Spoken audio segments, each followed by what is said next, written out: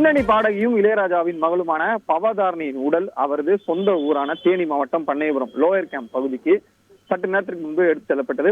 சரியாக 9:45 மணி அளவில் அவரது உடல் ஆம்புலன்ஸ்ல அவர் எந்த இலங்கையிலிருந்து விமானம் மூலம் எடுத்து வரப்பட்டு சென்னை விமான நிலையத்திலிருந்து ஆம்புலன்ஸ்ல எடுத்து வரப்பட்ட உடல் தற்பொழுது ஆம்புலன்ஸ் வாயிலாகவே சாலை மார்க்கமாக தேனி மாவட்டத்திற்கு எடுத்து செல்லப்படுகிறது.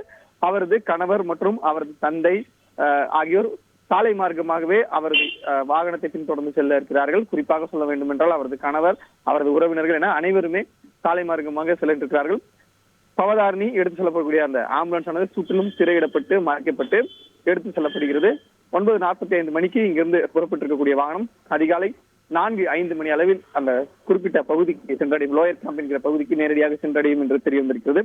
அந்த ஆம்புலன்ஸ் பகுதி, அவர் ஏற்றி செல்லக்கூடிய ஆம்புலன்ஸ் பகுதியில் ஆம்புலன்ஸ் டிரைவரை தவிர வேற யாரும் இல்லை. இன்னொரு மாற்று ஓட்டுநர் ஒருவர் இருக்கிறார். உறவினர்கள் யாரும் அந்த ஆம்புலன்ஸ் செல்லவில்லை.